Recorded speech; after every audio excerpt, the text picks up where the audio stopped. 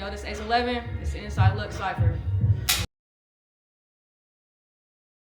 It's your host with the most occasionally and always importantly, a ghost. Don't be shook. It's the Inside Look. We're here with ACE11. Pleasure to have you sitting down with us. Pleasure. So I ask everybody when they sit down, what part of town are you from and what challenges do you face as an artist from there? I'm from Sacramento, live out in North Highlands. So, Nice. Yeah, appreciate Nice. it. Challenges I face out there, I think, is just exposure for female artists. I think it's, there's a lot of dope female artists, and I think just being able to be one that raps with lyricism rather than objectifying is something that, to avoid from, because I think a lot of times it's expected of women to kind of objectify themselves when it comes to rapping. Right. So just being able to talk real life and also connect with other female artists that do so. Nice. I can relate to that a lot because I actually rap because of my mom. I have a super in-your-face style because of my mom. She used to battle rap. What is it that makes you want to be that way? What is it that separates you from everybody else and motivates you to be your own individual?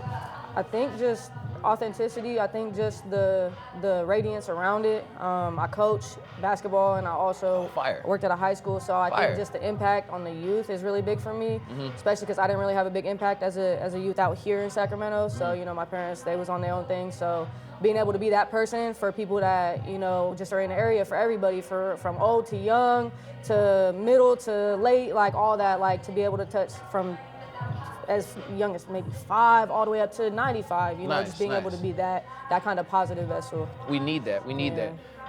What is a defining moment that lets you know that this is what you needed to do? What was the first instance that you knew, this is what I'm gonna do? I'm gonna lay it down on the mic, I'm gonna say something, I'm gonna stand for something. What did that moment look like for you? I've had a few moments, but I would just say the most defining moment, my first time at a LaRussell concert, I got to experience what he does and his impact just based off of being himself. Nice. And just the authenticity of his community and how much I wanted that. And I think it motivated me to push me to kind of be that. And then everything else just attracted to it. Everything that I had that aligned with me started aligning, and it really just pushed. I know that one thing that really pivoted me to kind of take music seriously was I had a good close amount of friends pass away within the same amount of time back around 2019. So that impact really made me want to have that voice that they don't have, but then also be a voice for people that may not have one later in the future, and also now, with just the way things are. Nice.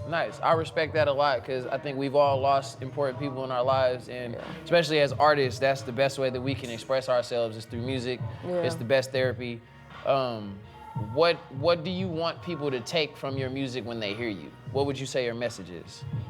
Just be you. Honestly, there's nothing else. Don't worry about what anybody else has to say.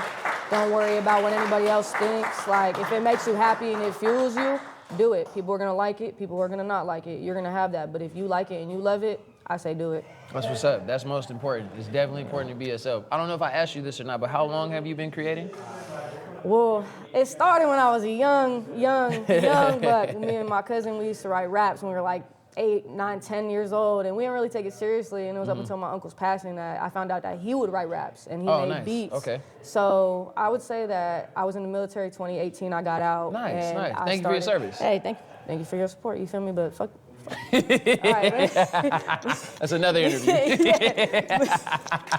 But besides that, 2018 is when I really started. I had a lot of setbacks, and then 2020 I really just took off and started dropping my own music. 2024 was the first time I dropped music officially, and so it's just been a run ever since. Nice. Okay. So, given the experiences that you've had prior, you lost your uncle, you've been in the military. What does your creative process look like when you go to record or when you go to write? Take me through that. So I'll usually go onto BeatStars or go onto normal producers that are in the area. So I like to look at a lot of producers that are within my community. So Sacramento, I like to work with a lot of people that I know or have met or experienced. But YouTube, is always your friendly best friend, Right. So I go there, and honestly, if it makes me feel good, I've been around music my whole life, all kinds of music from hip hop, R&B to soul, jazz, all that stuff, classical. So being able to feel the music, if I can feel it, I have a home home studio, so I do everything in one of my spare bedrooms, and I just go in there and I listen to a beat, and if it moves me, and if I can get onto it within 30 minutes, then I'm like, okay, I'll write to it, and then I just kind of go, and I go with whatever I'm feeling, honestly. That's I fire. go That's off fire. of, thank you. I like that. That's fire. Where do you see yourself, or what do you want to achieve from your standpoint of creating?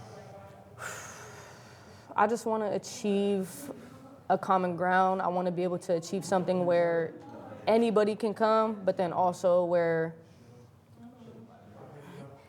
like, I want to achieve a level of independence, but then also bring other artists into that where we can all eat, right? It's like, I'm not competing with you because I want you to win too. I want us all to win, so I want to be able to build something where SAC has our own area, like LOOK Cypher is its own thing, right? And it's like, you guys have built this. And so having something that's built for the community, by the community, I think that's something that I want to see. Yeah, that's what, like, all together. That's real, that's real. I respect that. I thank you for that as an artist, for having that type of ambition, because a lot of people are self-centered in their creation. Yeah.